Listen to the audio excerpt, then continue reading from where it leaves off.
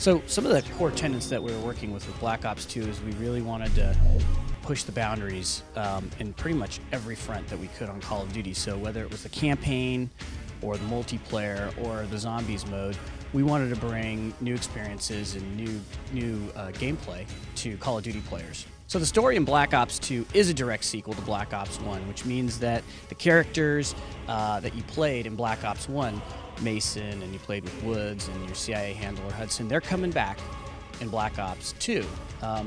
But the thing about Black Ops 2 is that it spans time and it spans generations. And while part of the game takes place in the first Cold War, towards the end of that period in the 1980s, late 80s, the other part, almost 2/3 of the game, takes place in the year 2025. And when you talk about, 2025 and you talk about Black Ops with, sort of the historical settings and the authenticity that we try and create, and then we weave our storyline and our fiction through that, that brings up a lot of questions about what is the year 2025 all about. And we did research on that, working with experts like Peter Singer, who's a senior fellow at the Brookings Institute, to help us craft a plausible near-future scenario where there is a second Cold War. So you have these parallel Cold Wars going on, and what you have is this villain, and he is at the center of this story. And in the first Cold War, as you play through the eyes of the characters that you played in the first Black Ops, you'll see how this villain's motivations came to being, how the monster was created.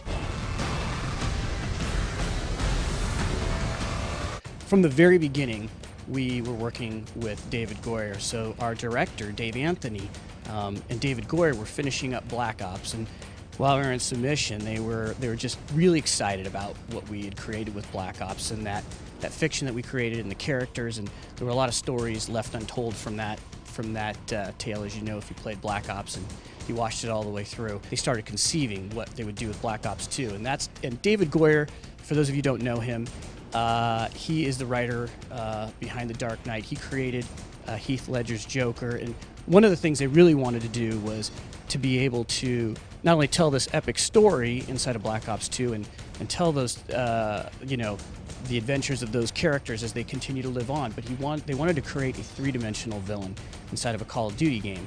And they were kind of fascinated with that challenge, and they really wanted to have that character be at the center of this conflict inside of Black Ops 2. And what you'll see is that this villain is literally behind what's going on in this second Cold War as the game plays out.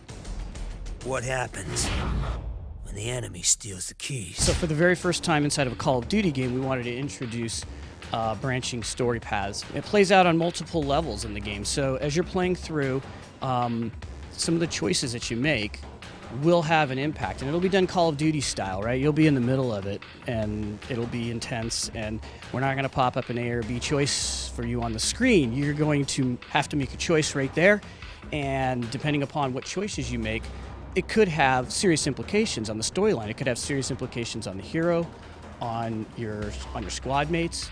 It could have implications on the villain, on his henchmen. There's really multiple story arcs that are going inside of Call of Duty Black Ops, and your choices can affect the outcome of how those are going. So at the end of the game, you'll see how some of your choices have played out, and there are multiple endings. What we did is we wanted to create an entirely new mode. We wanted to introduce non-linear campaign structure. We wanted to introduce sandbox gameplay, things that we wanted to bring to the Call of Duty campaign experience, in addition to sort of that epic and cinematic campaign experience that people have come to expect that we're going to deliver with them in a Call of Duty game. And so with Strike Force modes, there are going to be these conflicts that they're going on in the world, and you're going to get the lay of the land, and you're going to hear about these proxy wars that are going on, and you're going to go in with one of your Black Ops teams to take them on. And everything about it is non-linear, so you'll have a choice of which of these Strike Force missions you can take.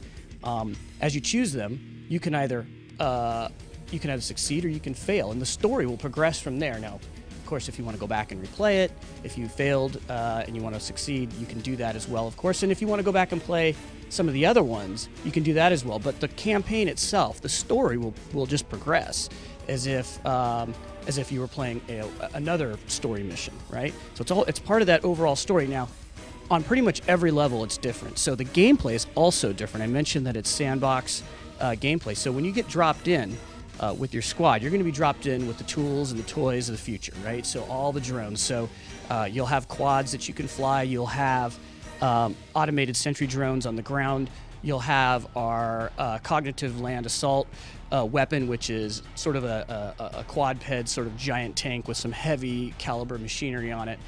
And you'll be able to take over any of those and play any of those at any time while you're playing a Strike Force level. You'll be able to move between different squad members. You'll be able to play the general on the battlefield. You can play from a tactical position. You can play the whole level from a tactical position.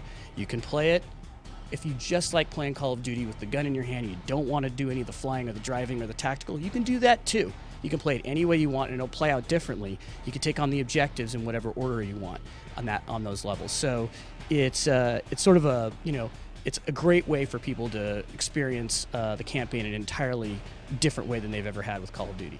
We want to blow you guys away each and every time we make one of these games. But we also want to introduce some of these non-linear components and new campaign structure and introduce new gameplay in a way that may or may not make sense inside of sort of a more scripted cinematic experience. And so within the fiction, there's clearly this Cold War that's going on, this second Cold War in the future, and it makes sense that there'll be other things that'll be going on in the world, other hotspots where the black operations are going. And these are those missions that you get to play. And of course, as you're playing those will have an impact on the overarching Cold War, much like you would expect a conflict would. So it fits in nicely, but it also allows us the flexibility to be able to introduce all kinds of new gameplay and new gameplay structures to Call of Duty. They'll always need men like us, those who are willing to do what others cannot.